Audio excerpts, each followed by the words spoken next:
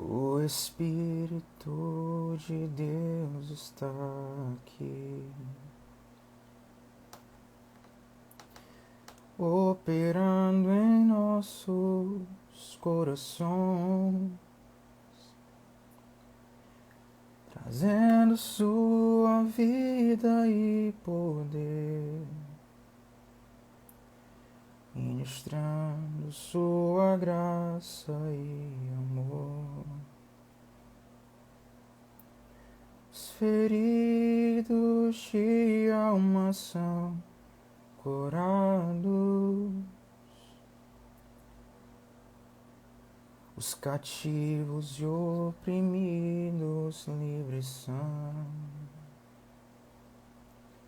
os enfermos e doentes são sarados, pois o Espírito de Deus está aqui. Shalom, gente, boa noite, bem-vindos a essa live tão preciosa, esse tempo de crescimento que nós teremos aqui com um convidado muito especial. Quem já está aqui no chat conosco? Harrison, querido, Dr. Jonatas, que daqui a pouco estará dividindo a tela conosco, Renata, Valmelo, Juliene, Foot Story _ 10, meu perfil de futebol preferido, Gabriela Brandão, Ana Carolina, Sandrinha, Juliene, Maria Araújo, Ronaldo, querido, bem-vindo, Enio Profeta, Débora Alves, Kátia Santana, Isadora, querida, boa noite. Gente, vamos espalhar, colocar esse aviãozinho aí para voar, porque hoje vai ser uma bênção. Esse tema é muito pertinente. Nós estamos vivendo um mês que aqui no Brasil popularizou-se como o Setembro Amarelo, um mês de reflexão sobre diversos temas acerca da saúde emocional, da saúde mental. E eu vou ter o privilégio hoje de dividir o espaço com um amigo muito querido, que é uma referência para mim, Dr. Jonatas, e eu já quero chamá-lo aqui. Deixa eu tentar achar. Eu já vou chamar ele aqui. Nós dividimos a tela. Vai ser um tempo de crescimento muito bom. Nós aprendemos com esse homem de Deus precioso. Boa noite, pastor querido. Como vai? Boa noite, meu amigo. Como é que você tá? Ótimo, melhor agora. A tela fica mais bonita quando você entra. Ah, coitado. É a sua beleza irradiando para baixo aí, ó. Emanando de cima. Glória a Deus. É Gente, esse é igual o a Dr. unção, Jonatas. ó. Vem descendo sobre a barba e aí chega até em mim aqui. É pior que hoje eu nem tive tempo de ir lá no barbeiro. Eu falei, não, mas vamos assim mesmo que vai dar certo. Ah, isso foi bom, Para que aí quem, para escorre quem não mais, ó. sabe, gente, para quem não sabe, o Dr. Jonatas, ele é médico especializado em medicina de família, também está na área acadêmica, é professor da Faculdade de Medicina do ABC, né? Especialista em neurociências, comportamentos, também pastor da comunidade evangélica Jesus, o Pão da Vida. Eu tive o privilégio de conhecer o pastor Jonatas, primeiramente, pela série de vídeos que ele fez recentemente no canal Desascope, com Douglas Gonçalves, e fui muito edificado pelo conteúdo, me chamou muita atenção. E recentemente também o pastor Jonatas esteve fazendo uma live com o pastor Saulo, né, aqui da nossa comunidade, onde eu tive o privilégio de ratificar, né? Uma coisa é o vídeo gravado, outra coisa é o ao vivo. Eu falei, não, é bênção mesmo, o cara tem o que acrescentar. E aí eu estou tendo a honra, gente, de recebê-lo. Tenho certeza que você vai ser muito edificado pelo conteúdo que ele tem a nos passar também. Diga aí, pastor, qual a expectativa para essa noite? Ah, tô cheio de expectativa. Tô muito animado quando troquei as primeiras mensagens ali com você, já fiquei cheio de expectativa já, porque já vim acompanhando já alguns dos seus conteúdos. Eu tive o privilégio de te conhecer, acho que também através do grande Saulo, que é um irmão, uma referência, e é incrível como Deus faz coisas maravilhosas através dessas conexões, através de pessoas especiais. E acho que eu vi algum conteúdo seu e aí, por curiosidade, entrei lá para ver e fiquei encantado. E aí, quando você mencionou a possibilidade lá, eu não perdi tempo na hora. Acho que eu nunca respondi uma mensagem tão rápido na minha vida. Você falou, vamos fazer uma live. Eu falei, vamos, pelo amor de Deus, eu preciso passar um tempo conversando com você. Eu gosto de live assim, sabe? Quando eu aproveito para ouvir quem eu gosto de ouvir para aprender com quem eu gosto de aprender, como sentar na mesa mesmo com gente que tem a acrescentar na minha vida. Então, estou cheio de expectativa. Que coisa maravilhosa. Joninhas, querido, diretamente lá de Remanso. Jonas, manda esse aviãozinho para Remanso inteiro aí, querido. Marina Dourado, doutora Marina está aqui também conosco. Léo, querido, Graça, já pegou o selinho dela na live. Jô Nascimento. Jô Araújo colocou aqui, ó, gostei do tema, me chamou a atenção. Gente, tem um botãozinho de interrogação logo abaixo, aonde você está assistindo a live. Se você quiser mandar alguma pergunta, coloca aqui na caixinha de interrogação, que aí durante a live o Jonatas vai respondendo. Pastor, eu separei aqui um texto para a gente dar um start nesse tema, que está lá em Hebreus capítulo 5, versículo 8. Carta de Hebreus, que diz assim, vou ler do 7, né?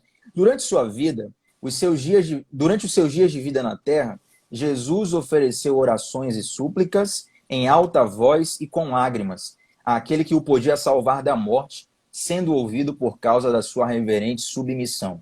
É o versículo 8, gente, isso me chama muita atenção e gostaria que você dobrasse o teu foco nisso aqui, ó. Embora sendo filho, e filho aqui está com letra maiúscula, é um título de Jesus, embora sendo o próprio filho de Deus, ele aprendeu a obedecer por meio daquilo que sofreu. E uma vez aperfeiçoado, tornou-se a fonte de eterna salvação para todos os que lhe obedecem. E por que esse versículo já me chama a atenção aqui, gente? Porque o sofrimento, ele é uma das poucas certezas da vida. A gente não consegue cravar o que vai acontecer conosco quando nós saímos de casa. A gente não consegue prever o que ocorrerá conosco semana que vem. São poucas as certezas da vida. Uma é a morte. A não ser que você seja Elias ou Enoque. Se você não for Elias e Enoque, a morte é uma certeza para você, né? A outra certeza é o sofrimento. É um acontecimento que você pode cravar. Todo mundo que passar por esse plano vai sofrer. Mas aí, Jonatas, eu já te passo a bola com o seguinte. A gente vive um período da humanidade que eu posso aqui intitular de patologização do sofrimento. As pessoas veem o sofrimento como se fosse algo errado. E deixando claro, gente, é óbvio que o sofrimento tem vários motivos e existe aquele sofrimento que são consequências de más decisões, que são consequências de pecados. Esse é um sofrimento. A gente quer abordar aqui uma outra lente do sofrimento, que é o sofrimento que todo mundo vai ter sem que nada de errado esteja acontecendo. Eu sempre costumo dizer, Jonas, que Jesus ele foi o cara certo, no lugar certo, na hora certa, fazendo a coisa certa. E ninguém sofreu mais do que Jesus. Então, isso significa que nem sempre o sofrimento está sinalizando algo errado. Sofrimento é algo que a gente pode cravar que vai acontecer e melhor, nós precisamos lidar com isso. Você que é pastor, tem um entendimento espiritual apurado e também é médico, está lidando com a abordagem científica, como é que você vê a patologização do sofrimento e o que é que você tem a comentar sobre isso? Primeiro quero agradecer pela sua introdução aí, que já valeu para mim já a live, já foi de grande valia, mas esse entendimento de que nós estamos patologizando o sofrimento, de que nós estamos medicalizando demais a vida, de que nós estamos adoecendo emoções que são parte inerente da nossa natureza, né? E a gente está cada vez mais despreparado para viver. A gente está cada vez mais despreparado a sofrer. E sofrer faz parte da vida. Viver é sofrer, né? E eu tenho uma percepção, tem uma frase do C.S. Lewis que faz muito sentido para mim. Ele diz que a dor é um megafone de Deus para despertar um mundo surdo. O sofrimento, ele tem essa capacidade de nos despertar. E pensando na dor e no sofrimento como um fenômeno natural desse nosso tempo, da nossa era pós-queda, e a gente pode discutir aí como que seria, se seria a dor no pré-queda, mas vamos partir do ponto aí da natureza adâmica, do nosso ser humano como nós o somos, como nós conhecemos, né? A dor, o sofrimento, ele tem um propósito, né? Ele tem o propósito de nos chamar a atenção para algo. Não necessariamente uma doença, não necessariamente um problema, mas a dor é sempre um chamado de atenção. Então, nós temos dores que são benéficas e nós temos dores que não são benéficas num primeiro momento, mas elas são benéficas num segundo momento. Porque mesmo uma dor de dente, que é extremamente ruim e desagradável, ela é extremamente benéfica para te fazer entender que você precisa fazer algo pelos seus dentes a fim de preservá-lo. Então, a dor, no contexto da nossa vida humana pós-queda, a dor não é um problema. A ausência de dor é um problema. A insensibilidade é um problema. E talvez a gente patologizou, a gente adoeceu o sofrimento e a gente normalizou a insensibilidade. A gente normalizou a apatia, que é muito mais doentia e patológica do que o sofrimento. O sofrimento pode ser bom, o sofrimento tem propósito, a apatia não, a indiferença não. Por isso até que eu gosto da definição de que o oposto do amor não necessariamente é o ódio. Ele pode ser a indiferença. Perfeito, né? Eu não tô nem perfeito. aí. Não tô nem aí, não sinto nada, não dói nada, não me afeta em nada. E a gente tá num contexto onde ou a gente medicaliza o sofrimento e a gente trata o sofrimento como uma doença, ou a gente naturaliza e a gente deixa como uma coisa ok o não sentir nada, o não sentir, não ser afetado, não ter afeto. Afeto é aquilo que me afeta, né? Então, se eu tenho afeto por você, você vai me afetar. Então, isso quer dizer que eu vou sofrer nessa relação. Você vai me afiar e eu vou te afiar e todo relacionamento vai causar dor, vai causar sofrimento. Por isso que o amor é sofredor, né? Eu vi uma vez uma história naquele livro do Philip Yancey, A Dádiva da Dor. Sim, muito bom. Fantástico, né? E ele conta uma história de uma menina que tinha uma doença rara, uma síndrome genética, que é a analgesia congênita ou a indiferença congênita à dor, ou insensibilidade congênita à dor. E essa menina, com poucos meses, ela tinha todos os seus... Assim que ela começou a ter dentes, ela mordia a sua língua, sempre tinha feridas muito grandes na língua, ela tinha as pontas dos dedos já arrancadas e ninguém descobriu o que ela tinha, até que o doutor, que era especialista em lepra na ocasião, foi consultado. E o fato é que com poucos anos de vida aquela menina já não tinha mais muitos membros, ela não tinha dedos, ela não tinha uma parte dos pés, ela já tinha a boca toda ferida, ela tinha grandes atrasos neurológicos, tudo isso porque ela não sentia dor. Então, a gente pode olhar e falar, poxa vida, uma vida sem sofrimento é maravilhosa, uma vida sem dor é maravilhosa, mas não, uma vida sem dor, no nosso plano, no nosso contexto atual, é uma vida doentia. O saudável é a gente sentir a dor, é a gente chorar o choro certo, no momento certo, é a gente sentir a alegria certa, no momento certo. Então, não devemos demonizar o sofrimento, nem patologizar o sofrimento, mas devemos entender o sofrimento à luz do Evangelho, entender o que ele nos ensina, né? Muito bom, Johnny. E é interessante como você citou essa questão da indiferença. Eu estava pensando aqui, só tem um tipo de gente que não sente dor, é o morto. Só tem um tipo de gente que não sente dor, é o morto, né? A vida é lidar com a dor. Eu costumo comentar, pastor, o seguinte: primeira vez que eu fui para a academia, tive uma experiência assim, que todo mundo que vai a primeira vez tem, que é algo assim transcendental. Você tá ali, você pega ali, você vai tentando pegar, você quer pegar 10 quilos, 15 quilos, 20 quilos logo, e aí o professor chega, não, pega ali 1 quilinho, 2 quilinhos, né?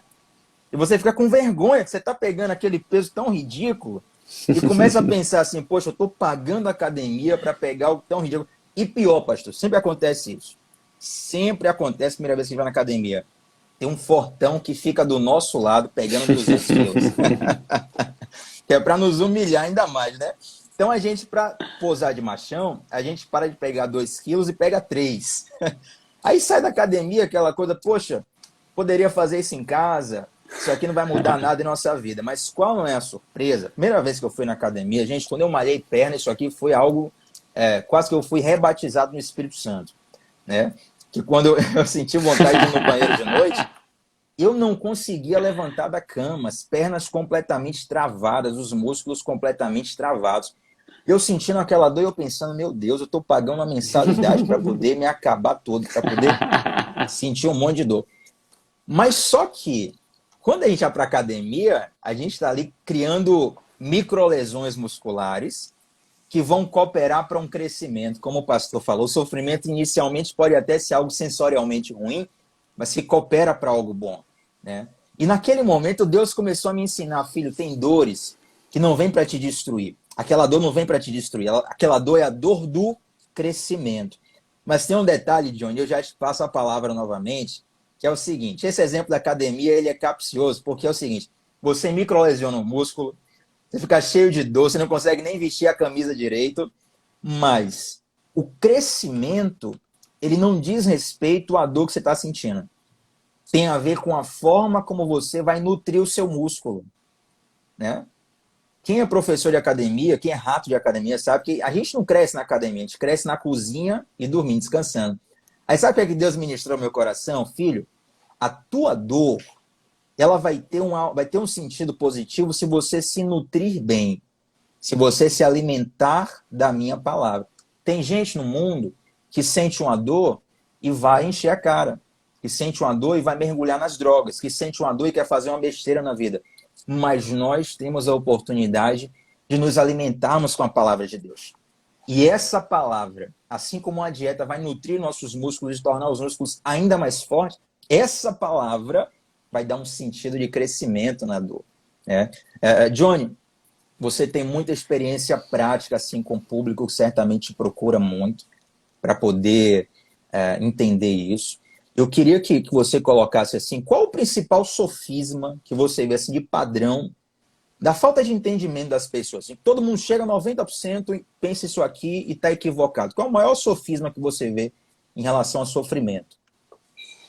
Bom, eu acho que o maior sofisma, a maior mentira é que a gente entende que sofrimento e felicidade são coisas opostas. E aí você pergunta, tá tudo bem? A pessoa fala, não, não tá tudo bem. Por quê? Porque eu estou sofrendo. Você está feliz? Não, não estou feliz. Por quê? Porque eu estou sofrendo. Então, quando você coloca em dois lados opostos, sofrimento e felicidade, e olha que interessante, quando a gente vê no Sermão da Montanha as bem-aventuranças, a primeira bem-aventurança, Jesus já vem trazendo um modelo de felicidade, de bem-aventurança, que rompe completamente com os nossos, com a nossa mentalidade humana. E ele vem dizendo que feliz é o pobre, e ele vem dizendo que feliz é o que chora, porque ele será consolado. Então, se há um choro que você necessita de consolo, o que é esse choro? É sofrimento. Então, o que Jesus está dizendo é que feliz é quem sofre. E aí a gente vê que há um problema seríssimo no nosso entendimento do sofrimento, porque a gente entende que felicidade é o oposto do sofrimento. E Jesus vem e coloca numa mesma frase e diz que feliz é quem sofre, feliz é quem chora, feliz é quem aprende a chorar. A bem-aventurança, a felicidade não está em não sofrer. A felicidade, a bem-aventurança está em sofrer com um consolador.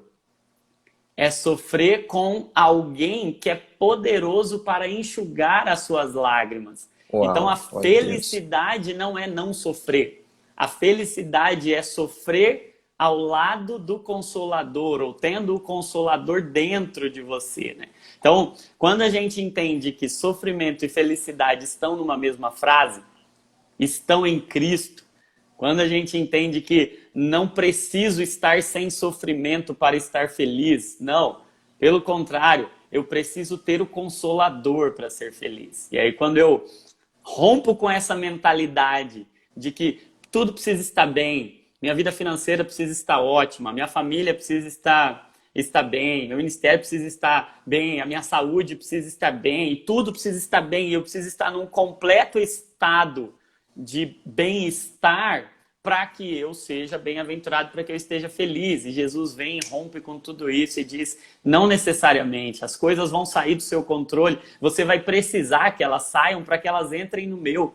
Você vai precisar sofrer para que você tenha a sua atenção atraída para esse modelo de crescimento, para que você seja nutrido. Eu enxergo o sofrimento, e não só o sofrimento, mas toda a emoção, que tanto negativa quanto positiva, como sementes. E tudo vai depender da terra onde ela vai ser plantada, de qual é o terreno onde aquela semente é plantada. A dor é uma semente. A tristeza é uma semente. Tudo depende do terreno onde ela é plantada e da nutrição que vem sobre ela. Então, se eu pego o sofrimento e planto num coração, num terreno, que é um terreno como aquele terreno exemplificado na parábola do semeador, uma terra boa, uma terra fértil, uma terra que está nutrida, uma terra que está se alimentando da palavra, que tem o Consolador, nutrindo com amor, nutrindo com a sua graciosa palavra, com a graça. Quando aquela semente cai naquela terra, ela produz. E aí a dor agora é como a cruz, que quando fincada naquela terra, não produz morte, mas produz vida. É a tristeza que agora plantada na terra boa, plantada em Cristo, ela não produz morte, ela produz vida. Porque a tristeza é uma semente para a produção de mudança. Por isso que Paulo vai dizer que a tristeza para a vida e a tristeza para a morte. É porque a semente é a mesma, mas o que muda é a terra onde ela é plantada. Se a terra onde ela é plantada é uma terra de um coração submisso, arrependido e rendido a Cristo, bem alimentado por Ele, essa tristeza produz arrependimento, produz mudança, produz uma nova mentalidade, produz uma mente expandida, e a gente vai ter fruto. E fruto a 30, 60 e 100, e esses frutos são manifestação do caráter de Cristo em nós.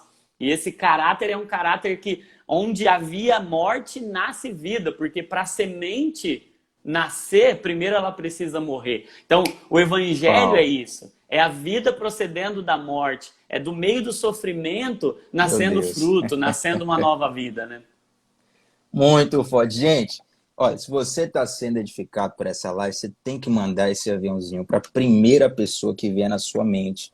Às vezes vem no seu coração uma pessoa que Deus colocou aí, que precisa ouvir isso. Eu estou aqui sendo tremendamente edificado por essa live. E eu tenho certeza que você pode também ajudar alguém com isso. Doutor Jonatas, tem algo que eu sempre costumo pensar, que é o seguinte: o que dramatiza muitas vezes o sofrimento, o que negativiza o sofrimento muitas vezes, é a ausência de compreensão dos porquês, né? A chamada luz no fim do túnel, fulano viu uma luz no fim do túnel, isso está muito associado a uma esperança, a um sentido, a uma saída. O problema não é estar no túnel, é não ver a luz no fim, né? Às vezes você está a um passo da vitória, mas na sua mente você não sabe se está a um passo, se está a 10 quilômetros, e aquilo dramatiza o sofrimento. Então, entender o sofrimento que faz parte do processo, ele nos fortalece a nos mantermos de pé. Eu sempre costumo dizer que se alguém chegar para qualquer pessoa e falar assim, você aceita uma reforma na sua casa? Vou pagar uma reforma na sua casa, você vai ter a casa completamente reformada, ponto zero. A pessoa, todo mundo vai querer.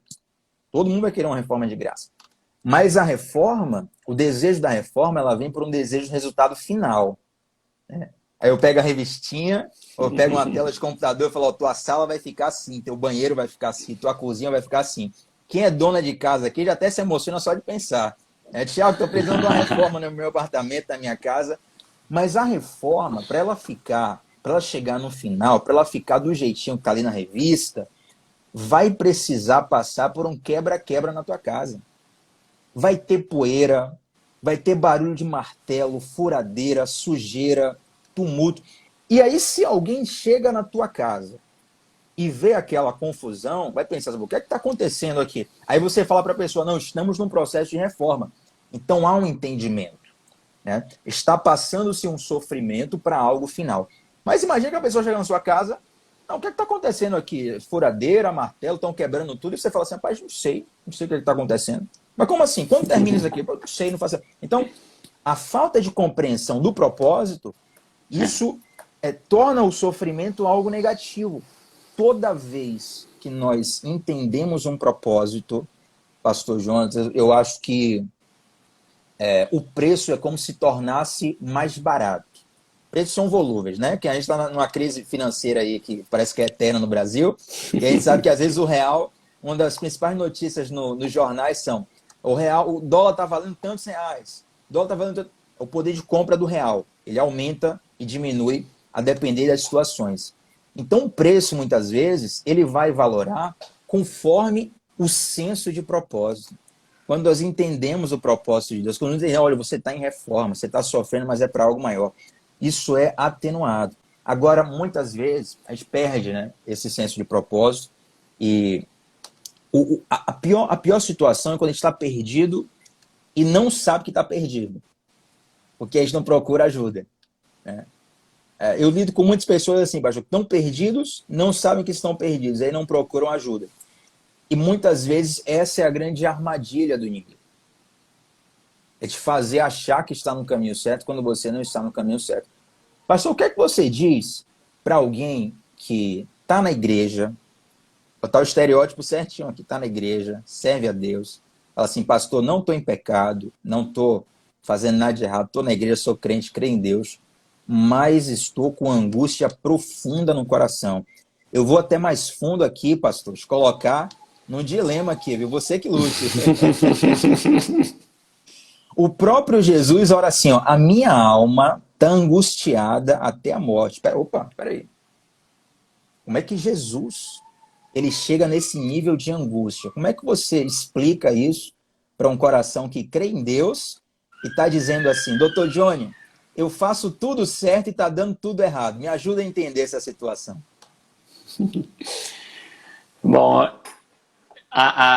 não existem respostas simples, mas eu queria pegar um gancho no que você estava falando acerca do propósito, porque eu acho que tá aí grande parte da resposta que a gente precisa, mas eu entendo que o problema não é o sofrimento, o problema está em duas coisas. Ou se a gente puder desdobrar uma em mais uma, aí, seriam três. O problema não é sofrer.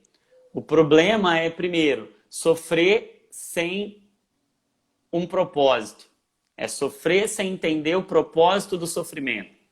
Quando você não compreende o propósito, eu gosto de uma frase do Viktor Frankl, um psiquiatra polonês, ele que desenvolveu aí a logoterapia. A logoterapia, isso, né? A terapia do sentido. E ele usa uma frase que alguns atribuem a ele, alguns atribuem a Nietzsche. Ele diz que quem tem um bom porquê suporta qualquer como. E faz muito sentido essa frase. Eu tenho uma experiência clínica mesmo de encontrar sentido para o sofrimento, mesmo em pessoas não cristãs.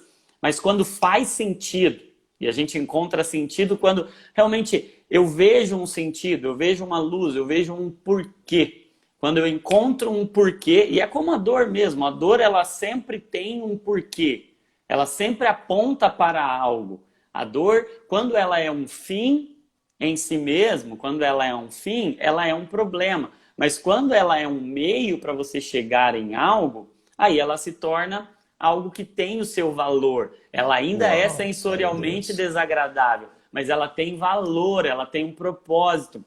Então, o problema maior não é sofrer, o problema maior é não conseguir encontrar um porquê naquele sofrimento. E é esse o dilema de Jó, né? Quando a gente olha tanto para Jó, o livro de Jó, a história de Jó é uma busca pelo porquê. que Jó sofre tanto? Porque ele está em busca de um porquê e ele está ali dialogando com seus amigos e cada um com uma teologia, cada um com uma ideia a respeito do sofrimento e porquês que não fazem sentido para Jó. Até que ele tem uma experiência com o próprio Deus e aquela experiência, é interessante que Deus não diz para ele o motivo, Deus não conta para ele, isso aqui é uma batalha espiritual, eu fiz um desafio ali com Satanás a seu respeito, porque Jó não precisou ver a razão para o seu sofrimento, ele viu Deus no sofrimento, Uau. e isso bastou. Então, o porquê de Jó foi, eu entendi, eu agora vejo o Senhor, então há um propósito. O propósito nem sempre é uma explicação. O propósito pode ser uma experiência. O propósito pode ser um ambiente novo que eu entro. O propósito não necessariamente é, você está sofrendo por causa disso, disso, disso. Mas quando Jó entende, os olhos dele se abrem, agora ele tem um porquê, agora ele tem uma razão, agora ele tem um propósito. Então eu costumo concentrar muitos esforços em encontrar propósito. E a Bíblia ela é vasta em nos dar significados e nos dar propósito para o sofrimento. Eu tenho um hábito já que Deus me deu, que é um versículo que em todo momento que algo acontece de ruim, que algo acontece de desagradável, ele ecoa já automaticamente na minha mente, que é todas as coisas cooperam para o bem daqueles que amam a Deus, daqueles que são chamados de acordo com o seu propósito. Então eu já me lembro, Deus tem um propósito para a minha vida. O meu propósito, o propósito dele é me transformar em alguém mais parecido com Jesus, porque aqueles que de antemão chamou também os predestinou para serem conforme a imagem de seu filho. Então, se eu não entender mais nada, eu entendo o seguinte: Deus tem um propósito de me transformar em alguém mais parecido com Jesus. E se ele experimentou uma angústia até a morte, mas quando eu olho para o sofrimento de Jesus, e até esses dias eu escrevi um texto sobre isso, né, que Jesus experimentou o máximo do sofrimento humano. Ninguém sofreu como Cristo sofreu, não só na sua morte, mas nos momentos que antecederam ali a morte. A gente tem o relato aquela agonia de Jesus no Getsemane, quando ele sua sangue, né? grandes gotas de sangue. A gente chama isso na medicina de hematidrose. É um fenômeno extremamente raro que acontece só numa situação de estresse tão intenso, mas tão intenso que os vasos sanguíneos ficam tão tensos, eles chegam num grau de colapso que eles se rompem. E eles se rompem ali ao redor das glândulas sudoríparas e o suor sai misturado com o sangue. Isso só acontece num grau de sofrimento que é de morte iminente. É um sofrimento intenso. Pouquíssimas pessoas na história da humanidade sofreram desse jeito. E aí ele ora e ele diz: Pai, se possível, passa de mim esse cálice, sem que eu beba. E é interessante que Deus diz não para o filho, né? Ele não passa. E ele ora 3 vezes. E sempre que alguém diz para mim, eu estou decepcionado com Deus porque eu orei e ele não respondeu, ou ele respondeu não, eu falo, fique em paz, porque o maior milagre da humanidade foi feito quando Deus disse não para o filho dele, para dizer sim para nós. Meu então, Deus do céu, isso é muito Deus forte, dizer pastor. não Nossa. diante do nosso sofrimento e a gente experimentar uma angústia. Quem sabe não é por meio da nossa angústia que alguém ao nosso lado vai ser salvo? Há um propósito. O sofrimento de Jesus não era para a salvação dele. O sofrimento de Jesus era para a nossa salvação. E se Deus poupa Cristo do sofrimento naquele momento, nós hoje não teríamos salvação. Mas ele diz não para o seu filho na cruz e deixa o seu filho ser entregue ao máximo do sofrimento que alguém podia sofrer, para que nós hoje pudéssemos ter acesso à consolação que o Espírito Santo nos traz e à salvação em Cristo Jesus. Então, se o crente, se o cristão, aquele homem de Deus, mulher de Deus, está sofrendo, está angustiado, eu penso que a oração pode ser a mesma de Jesus. Pai, se possível, passa de mim esse cálice, tira essa angústia de dentro de mim, tira esse sofrimento de dentro de mim. Agora, todavia, cumpra o teu propósito, seja feita a tua vontade.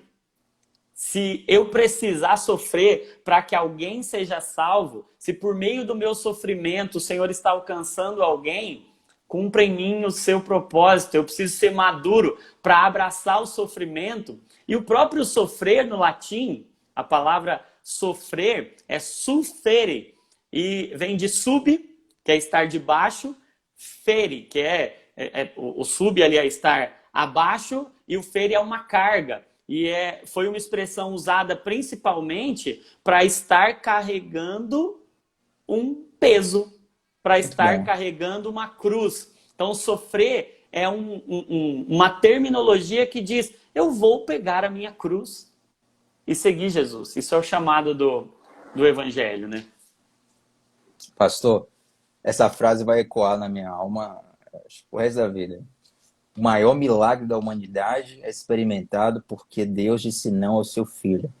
Gente, pega isso no teu coração, porque isso aqui é remédio, é cura. Eu estou vendo aqui alguns comentários, pastor, vou destacar dois aqui, ó. A Sônia colocou aqui, ó, obrigado pela doação de vocês, como os meus olhos estão sendo abertos. A Geise está lá no Rio Grande do Sul. Ela diz assim: meu Deus, obrigada. Estou passando por um sofrimento nesse momento e estou tendo paz depois dessas palavras. Interessante aqui esse comentário da Geise, porque é a exemplificação clara do que a gente vem falando.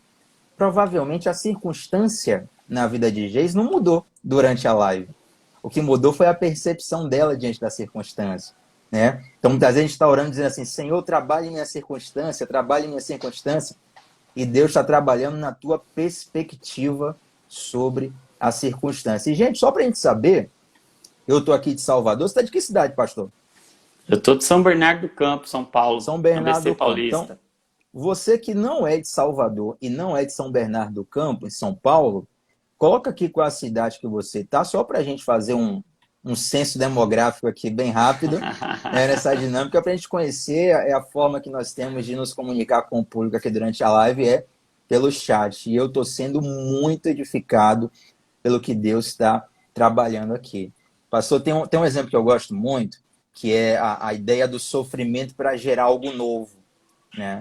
E eu percebo que isso é muito claro na figura da mulher grávida.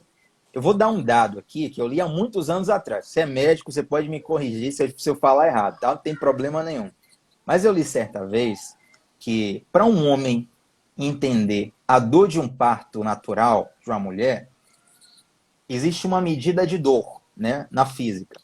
E é equivalente para um homem quebrar 20 ossos do corpo ao mesmo tempo. Essa aqui para o homem, você que é homem, está vindo aqui, essa dor que a mulher sente no parto natural, né?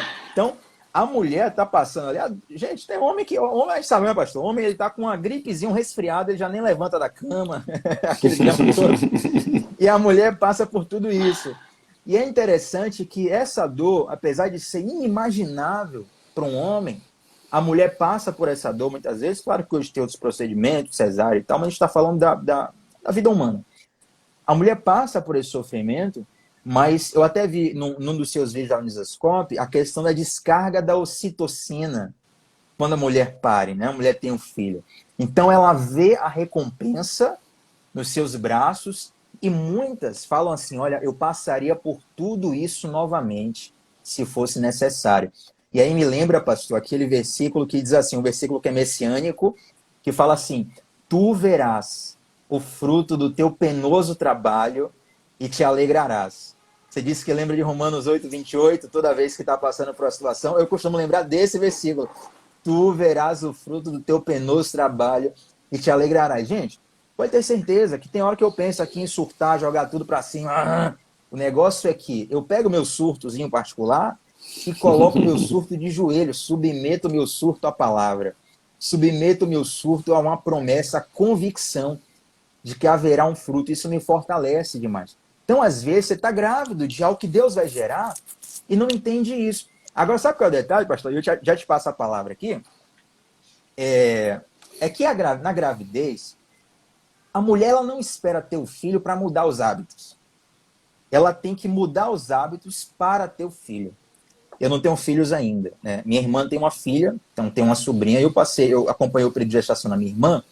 Então, mulher grávida tem algumas coisas como o tipo de roupa tem que mudar, tem que tomar cuidado para subir e descer a escada. Alguns alimentos ela não pode, ou seja, ela tem que mudar a vida dela antes de ter o filho, porque na verdade, se ela não tiver uma mudança, ela aborta o filho. Ela prejudica a saúde daquilo que Deus está lhe dando. Isso é muito forte, porque muitos dizem assim: Deus, vamos fazer uma negociação? Se o Senhor me der algo, eu vou mudar. Se o Senhor me der algo, eu vou ser fiel. Se o Senhor me der algo, eu vou para a igreja, eu vou fazer isso e aquilo. Mas, na verdade, a gente precisa mudar antes de receber, justamente para gerar aquilo que Deus faz em nós. Tem vários sofrimentos, tipo de sofrimento, pastor, que algumas pessoas estão passando aqui, sem sombra de dúvidas, que é o sofrimento do presente. Tiago, estou sofrendo aqui agora por isso, aquilo, outro. Mas existem sofrimentos futuros que também são uma certeza. Pastor, é o seguinte, se você tivesse que dar três conselhos para uma pessoa que você sabe que vai entrar num processo de sofrimento amanhã, quais são esses 3 conselhos que você deixaria? Primeiro, eu diria para ele ouvir isso que você acabou de falar, ficar repetindo isso, deixar essa live rolando, voltar nisso que você acabou de falar, porque isso é tão poderoso, isso é tão fantástico. E esse entendimento, alguém comentou aí, é cada chave que vem, que abre a mente enquanto você está falando. Muito bom. Pegando um gancho nesse seu entendimento, né? Algum tempo atrás, eu até escrevi na época escrevi artigos lá para o site do Dizascope junto com o Saulo, né? E um dos artigos que eu escrevi foi Dores que Valem a Pena. E era justamente sobre essa figura, essa ilustração do parto, né? Do trabalho de parto. Porque a dor de parto, a gente não tem dúvida nenhuma que é a maior dor que algum ser humano pode sofrer, né? Mas por que tantas mulheres e homens e famílias decidem gastar muito dinheiro, decidem mudar totalmente as suas vidas e decidem se submeter a uma mudança radical para sentir uma dor que é a maior dor do mundo? O que leva pessoas a pagarem milhares e milhares de reais em clínicas de fertilização para poderem ter o privilégio de sentir essa dor? Meu Deus. Um entendimento tão profundo do significado da dor, quando a gente entende o propósito da dor. A dor não é um fim. Ninguém foi feito para morrer nesse trabalho de parto. Algumas pessoas, por acidente, se perdem nesse trabalho penoso. E isso é uma tragédia. Agora, por que pessoas se submetem a isso e mudam totalmente a vida? Eu tenho 2 meninas, uma de 5 e uma de 2 anos, e eu não tenho dúvida nenhuma. Foram as melhores coisas que aconteceu na minha vida. São os 2 maiores presentes que Deus me deu. Não dá para mensurar o tamanho do amor que eu sinto por elas e qual foi o caminho para que elas chegassem até aqui. A dor, o parto. Isso foi o meio.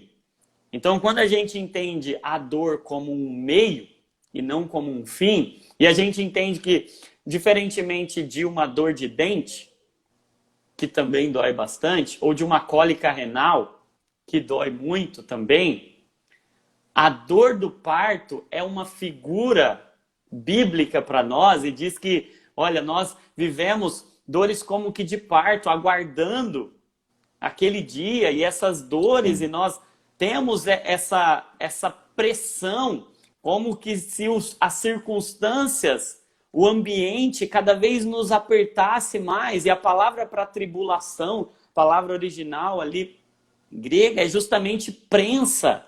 Nós somos prensados. Mas cada vez que uma mulher grávida está próximo de dar à luz, ela é justamente prensada. E o objetivo dessa prensa, o objetivo do sofrimento, o objetivo da tribulação, não é matar, muito pelo contrário, é produzir vida. E por que que vale a pena sentir dor em Deus? Porque Ele é a vida. E porque toda dor em Cristo não está gerando morte, está gerando vida. Toda dor, todo sofrimento em Cristo, que é a nossa vida, produz vida em nós. Então vai doendo, vai nos apertando, vai nos oprimindo. Mas é como o Getsemane, essa prensa, onde Jesus foi prensado, e quando ele é prensado, não é destruído, mas o que a prensa faz é tirar de dentro o que está lá. Quando nós somos prensados pelo sofrimento, quando nós somos oprimidos pelo ambiente, pela circunstância, isso não é para fazer morrer o que está dentro, mas é para fazer sair o que está dentro. Quantas coisas que Deus já não nos deu, que estão em nós, que estão aí dentro da nossa mente, que estão perdidas aí em algum cômodo do nosso ser, que estão perdidas, sufocadas, estão ali escondidas atrás de algumas coisas que às vezes são até boas, e nós precisamos ser prensados. Não para que sejamos destruídos, mas para que saia de lá de dentro aquilo que Deus já colocou lá. Então, quando a gente está sofrendo, e um conselho para esse irmão que está sofrendo, se veja em um parto. Ah, você tem inveja da sua esposa, você homem, porque você não pode dar à luz? Então experimente isso. Tenha esse privilégio, porque se você sofre em Cristo todo sofrimento produz vida. Em Cristo não é para a destruição, mas é para a glória de Deus. Eu acho fantástico quando a gente vê Cristo dizendo, olha, essa doença de Lázaro não é para a morte, mas é para a glória de Deus, porque até o luto, até a morte, há um jeito de sofrer para a glória de Deus, e isso produz alegria, isso produz vida em nós. Eu acho fantástico quando Paulo diz aos Filipenses, olha, o meu desejo é que Cristo seja glorificado no meu corpo, quer pela vida, quer pela morte. Que Cristo seja engrandecido no meu corpo. Eu acho interessante porque essa expressão engrandecido, ali em Filipenses 2, como é que a gente engrandece Cristo? Porque Cristo tem o tamanho que ele tem, né? Ninguém consegue aumentar o tamanho de Cristo. Então, como é que a gente engrandece a Cristo? Dá para aumentar o tamanho dele? Não, a gente não aumenta o tamanho de um Deus que tem o tamanho inimaginável, na máxima potência. Não dá para aumentar o tamanho dele. Mas o que a gente consegue aumentar quando a gente engrandece a Cristo? A gente aumenta a revelação dele. É como um telescópio, né?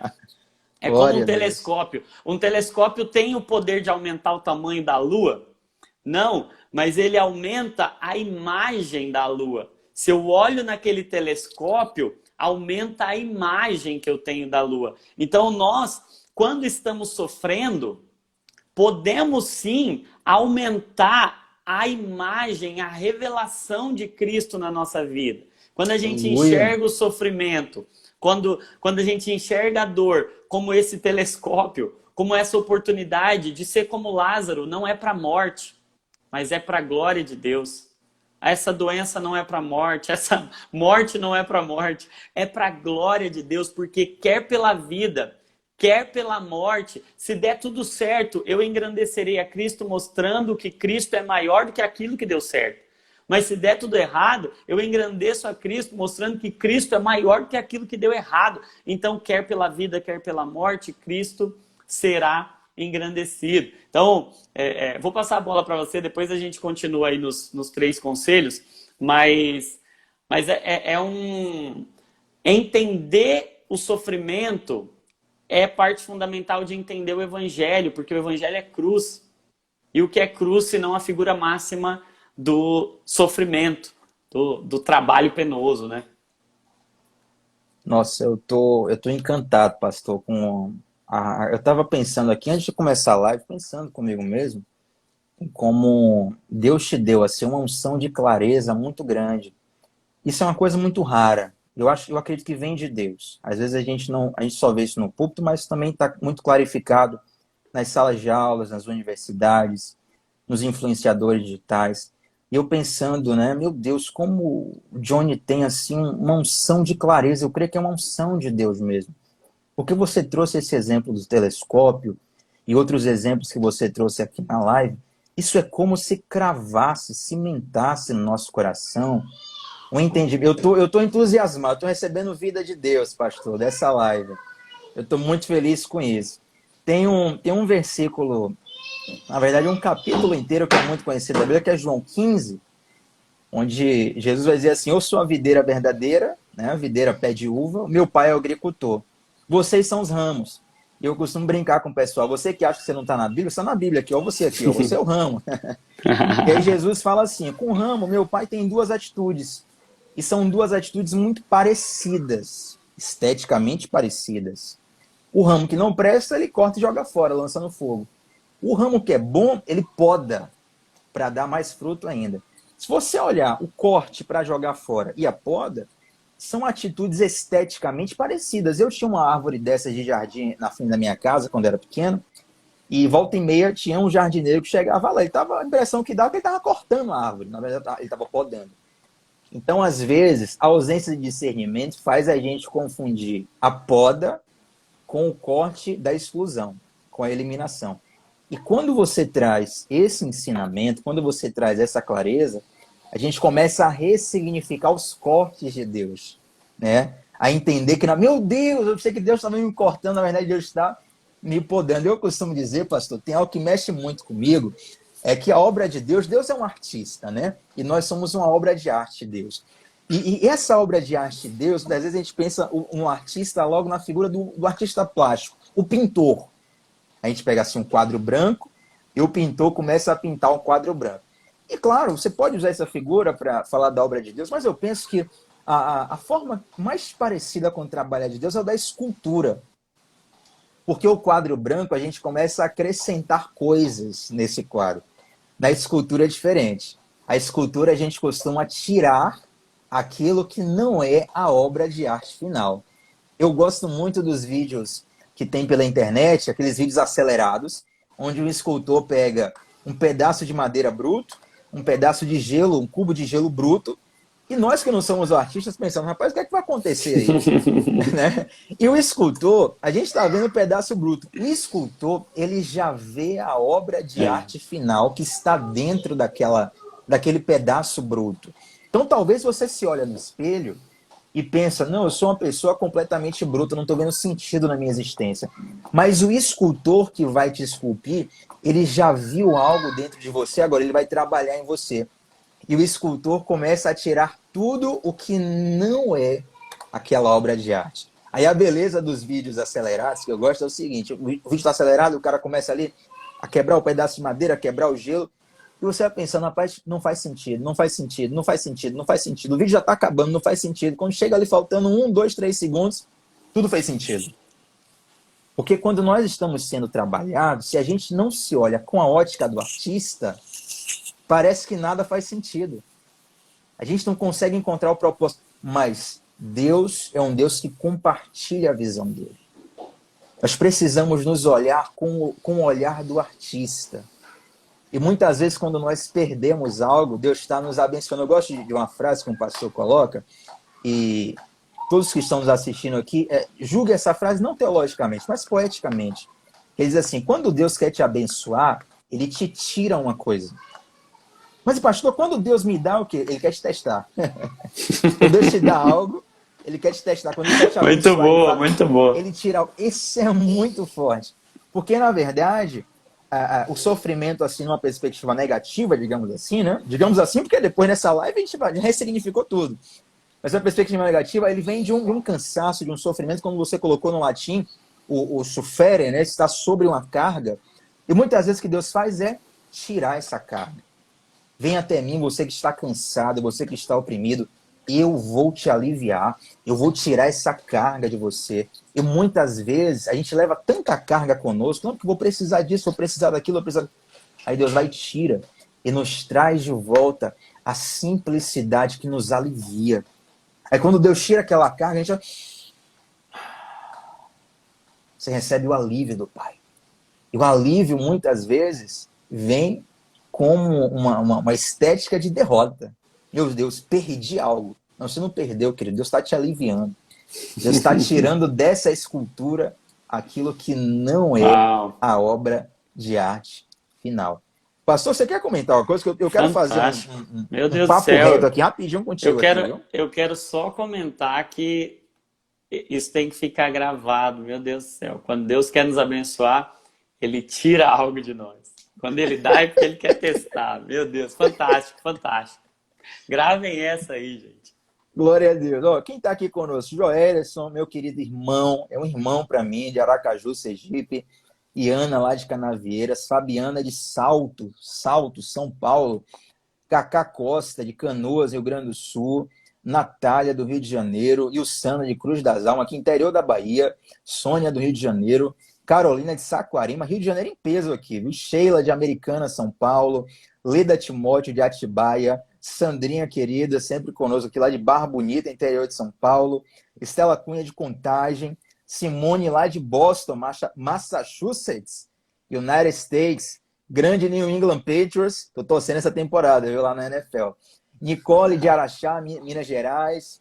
Verama, de Vitória da Conquista. Pastor Moisés, querido, aqui do interior da Bahia, Conceição do Jacuípe. Um abraço, meu pastor. Saudade de você. Suede, minha irmã, Santo Antônio de Jesus. Tem gente que de Angra dos Reis, Macaé, Nova Iguaçu, Ji-Paraná, Roraima, Douglas, querido, Barão do Monte, muita gente por aqui, que bom. Agora eu quero fazer um bate-papo rápido, um papo reto rápido, porque a gente já está caminhando para o finalzinho da live. Se pudesse, né, a gente faria uma vigília aqui. Né? Dada essa introdução, vamos começar a live agora. Brincadeira. Mas aproveitando, pastor, a sua disponibilidade, sei que seu tempo é muito importante. A gente está vivendo o Setembro Amarelo e não resta dúvidas que existiu historicamente um entendimento muito limitado acerca da depressão dentro do corpo de Cristo. Né? A gente via assim, muitos líderes antigamente apenas trabalhando no reducionismo de que a depressão seria demônio. Depressão na igreja, historicamente, sempre foi símbolo de demônios. Glória a Deus que a gente vê um entendimento sendo amadurecido, sendo aprofundado. Eu acredito que o pastor faz parte disso, sendo um profissional da área de saúde, trazendo essa clareza, esse entendimento. Mas a maioria das pessoas ainda atribui unicamente a uma entidade espiritual a opressão que se manifesta pela depressão. Então, gostaria que você desse uma palavra sobre como o cristão pode lidar com quadros depressivos. E também como diferenciar, aqui já é uma outra pergunta, como diferenciar a tristeza comum de um quadro depressivo. Né? Sim, importantíssimo isso, Thiago. E endosso o que você falou, eu acho que faz parte de um amadurecimento da igreja enxergar a depressão, e não só a depressão, mas a ansiedade, tantas outras doenças que afetam a nossa mente de uma forma inteligente, de uma forma sensata, equilibrada, porque o que eu penso que nós, enquanto cristãos, precisamos entender, né? Que a Bíblia vai nos dizer, Provérbios 4:23, ó, sobre tudo que se deve guardar, guarda o teu coração, porque dele procedem as fontes da vida. E o que eu entendo que o sábio está dizendo ali é que se tem um órgão que deve funcionar bem, que nós devemos zelar pelo funcionamento pleno dele, é o coração. E o coração ali naquele contexto, ele está falando de mente, né? Tanto é que 2 capítulos adiante ele vai dizer que é o coração que maquina pensamentos. Então ele está falando da máquina de pensamentos, ele está falando da mente. E se tem um povo que deve ser E tá aí um entendimento que eu entendo que nós precisamos, enquanto igreja, ampliar. O cristão deve ser o que tem menos medo de, diante de um sofrimento mental patológico, diante de um adoecimento mental, o primeiro que vai no profissional, que procura um médico, que procura um psicólogo e que luta pela saúde, porque ele entende mais do que ninguém que aquilo é importantíssimo. Porque se o coração dele for adoecido, contaminado por uma doença, ou se ele estiver afetado, Provérbios 15 vai dizer que quando o coração está alegre, transparece no rosto, mas quando o coração está abatido, oprime até o espírito. Então, quantas pessoas que não naufragaram espiritualmente, que não tiveram grandes prejuízos espirituais, porque não identificaram precocemente uma doença. E a gente precisa ampliar a nossa mente, ou ampliar o nosso entendimento, que nós somos seres integrais, que nós somos seres de corpo, de alma e de espírito, e que a depressão, ela é uma doença de uma parte do corpo. Nosso corpo, ele não está separado, por isso que só Deus pode separar a alma de espírito, né? Tanto que a palavra vai dizer que é só a palavra que consegue chegar na divisão da alma e do espírito, porque nenhum de nós sabe onde é que ela é. Onde é que se divide alma de espírito. Agora, o que a gente sabe é que a depressão, como qualquer outra doença, então, se eu tenho uma fratura no meu braço, eu vou procurar um ortopedista e eu vou colocar um gesso e eu vou ficar com aquilo imobilizado, por vezes eu vou precisar fazer uma cirurgia, mas é fato que precisa haver uma religação, precisa haver um processo de restauração, é uma quebra, há uma fratura. O que é a depressão? A gente entende hoje a depressão e preciso dar esse entendimento para muitos irmãos cristãos que às vezes não conseguiram chegar a esse entendimento ainda. A depressão é uma doença do nosso afeto, do nosso humor. Então a gente tem algumas esferas cerebrais, a gente tem algumas funções cerebrais mais importantes, e a depressão a gente chama de transtorno do afeto. O que é o afeto? Afeto, como o próprio nome diz, é essa capacidade de ser afetado. O que é a depressão? Assim como na geografia, que a depressão é um terreno que está afundado, então aqui está o plano, aqui em cima é um planalto, um plano alto, e aqui embaixo é uma depressão. Então esse terreno afundado é uma depressão. O que acontece na depressão? Por questões químicas, por questões psicológicas, por vezes por questão de sofrimento crônico que não se achou um propósito, por questões hormonais, por questões metabólicas, por questões de estresse crônico, de cansaço físico, por uma infinidade de questões que envolvem até genética, epigenética, uma série de fatores alheios à nossa vontade, e a gente perderia a noite falando de homens e mulheres de Deus que lutaram com a depressão, tanto na Bíblia quanto na história da igreja, para mostrar que não é um demônio, não é pecado, que existem multifatores, e nenhum de nós, com um simples julgamento, vai poder identificar esses fatores, se não uma avaliação clínica apurada, se não um olhar profissional. Como é insanidade algum de nós fraturar um osso e não procurar ajuda profissional, é uma insanidade também alguns de nós estarem com conexões cerebrais fraturadas, estarem com conexões cerebrais danificadas, com neurotransmissores em déficit, com uma produção diminuída, com um uso exagerado, uma degradação exagerada de neurotransmissores, às vezes com questões metabólicas importantes que precisam ser corrigidas, inflamações que precisam ser tratadas, e a gente coloca tudo isso dentro de um mesmo balaio ali, dentro de um mesmo saco, e a gente deixa de tratar, e a gente deixa de procurar ajuda, e a gente deixa de buscar um atendimento profissional. Então, eu entendo enquanto cristão, enquanto pastor, enquanto médico, que se tem um entendimento que nós precisamos evoluir, é que o que define se nós somos cristãos ou não, não é o fato da gente não adoecer.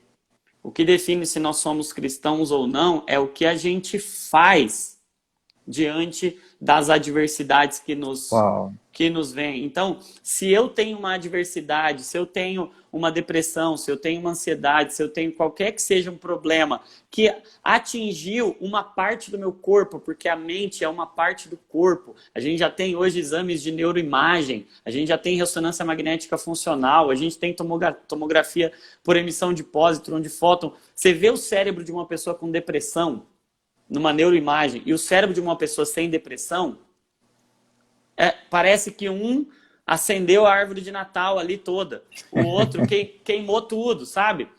E aí você vai chegar para essa pessoa e falar, não, você precisa ter força de vontade, você precisa parar com isso, isso aí é falta de Deus, isso aí é falta de fé. Não, vai procurar ajuda, porque Deus nunca compete com os homens.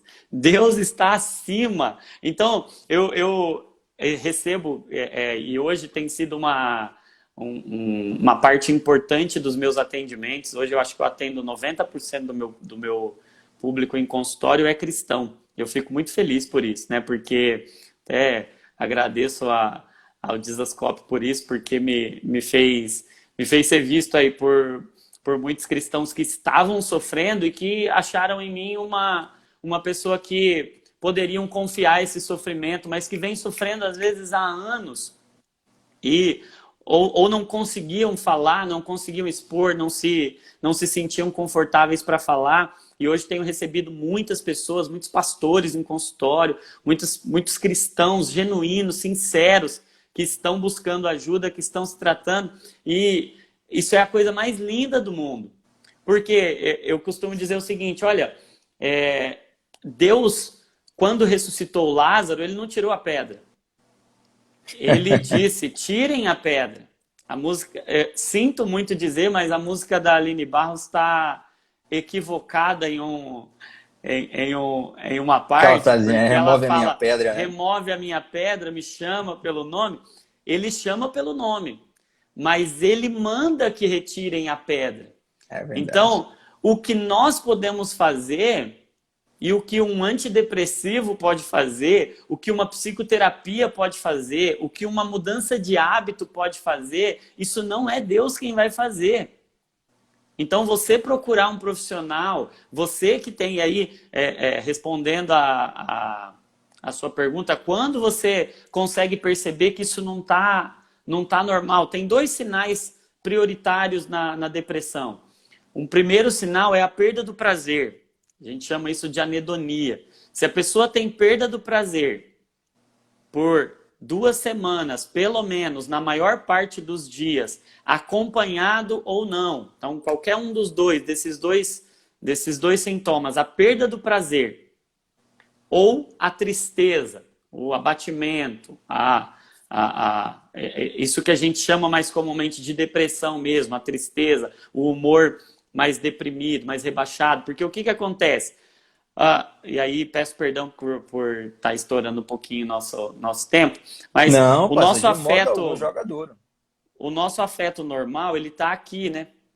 Falei para vocês que tem a depressão aqui em cima a gente tem a euforia, o humor excessivamente patológico também, o afeto excessivamente positivo.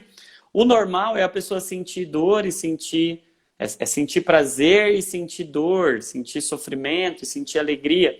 Quando a pessoa está em depressão e esse humor vem todo rebaixado, esse afeto vem todo rebaixado para baixo, então ela tenta alcançar o prazer e ela não consegue, porque está aqui embaixo, ela não consegue chegar até esse nível aqui de sentir prazer. Então as dores ficam muito mais doloridas, porque ela experimenta tudo da dor que está aqui embaixo e ela não consegue acessar essa parte onde está o prazer. Então, se mais de 2 semanas a pessoa tem isso, na maior parte dos dias, perda do prazer e a tristeza, ou um dos dois, isso é um indicativo de que a pessoa deve procurar ajuda profissional. E não tenha medo nem vergonha de fazer isso, pelo contrário, tenha medo de não fazer, porque isso pode comprometer, como diz o provérbio, do coração procedem todas as fontes da vida. Compromete relacionamento, compromete casamento, compromete trabalho, compromete vida espiritual e muita coisa que Deus gostaria de te dar pode ficar presa aí dentro desse casulo da depressão. Então, não perca tempo se você identificou aí que precisa de ajuda. Deus usa na sua graça comum. Deus usa médicos, ainda que não sejam cristãos. Deus usa psicoterapeutas, ainda que não sejam cristãos. Deus usa venlafaxina, sertralina, citalopram, escitalopram, agomelatina. Deus usa o que Ele quiser usar, porque Ele é soberano sobre todas as coisas. Então, muito obrigado, Tiago, por fazer esse alerta para o pessoal que nos ouve. Eu tenho certeza que isso tem um impacto muito positivo na vida das pessoas. Pastor, olha, obrigado, gratidão pelo seu tempo, sua disponibilidade, sua vida. Tenho certeza que eu sou voz para todo mundo que está aqui agora online conosco. Gostaria também que você que está no chat, colocar sua gratidão no chat, né, pela vida do pastor Jonatas, todo esse serviço ministerial que ele tem feito, não só o eclesiástico, mas também na parte científica. E caso você queira, procura o pastor, vai lá, segue ele, vai no direct dele, ele tem uma consultoria muito preciosa sobre isso, sem sombra de dúvida, gente. Isso aqui é só uma gotinha no oceano que Deus pode te encharcar através da vida do nosso pastor querido. Pastor, obrigado demais. O pessoal já pediu live 2 aqui, né? Vamos negociar aí, porque o tempo desse homem é escasso. Mas foi muito bom te receber e compartilhar esse papo aqui nessa noite contigo, pastor. Para você vai ser sempre um prazer, viu, meu amigo? Eu tô sem palavras aqui. Quanto você me abençoou, quanto você edificou a minha vida, já tem abençoado tudo que você tem postado ali. Eu tenho bebido da fonte, tenho sido muito abençoado. Quero te agradecer pelo privilégio de estar aqui, pelo privilégio de bater esse papo com você, ficar esse tempo aqui conversando. Ficaria horas e horas, porque você abençoa muito a minha vida, viu? Obrigado pelo carinho, pelo espaço, e espero que tenhamos não só a oportunidade de fazer outras lives, mas se Deus quiser, em breve visitar a Bahia aí para conversar com você, com meu amigo Saulo. Amém. Já está marcado. O pastor marcado. Diogo aí que também abençoa muito a minha vida, vai ser um prazer. Amém. Gente, para a gente fechar aqui, vou desativar os comentários só para a gente fazer um print. Vamos tirar um print aqui dessa tela. E, se possível, coloca no story. Sei que você deve ouvir isso em toda live. Mas eu que trabalho com live, sei que isso faz muita diferença. Muita gente chega através desses prints e consegue absorver o conteúdo que a gente fala. Então, vou dar um sorrisão aqui de 3 segundos, tira um print da tela e coloca no seu stories, põe uma frase que te marcou. Marca o Dr. Jonatas, marca também o meu perfil, caso você deseje, para que mais pessoas sejam alcançadas por esse conteúdo, tá bom? Vamos lá, 3 segundinhos de sorriso aqui. Aí, já foi para não dar cãibra. Pastor, obrigado, beijo grande no coração. Logo em breve nós vamos estar juntos, querendo Deus presencialmente. Que o Senhor abençoe profundamente tua vida, tua família, teu ministério, tua caminhada, em nome de Jesus, tá bom? Amém, meu amigo. Obrigado mesmo. Deus abençoe você, sua casa, família que você tá construindo aí, que eu vi. Que Deus continue abençoando a igreja, o ministério, que você continue sendo bênção para nós. Amém. Deus abençoe, gente. Uma boa noite. Até a próxima. Tchau, tchau.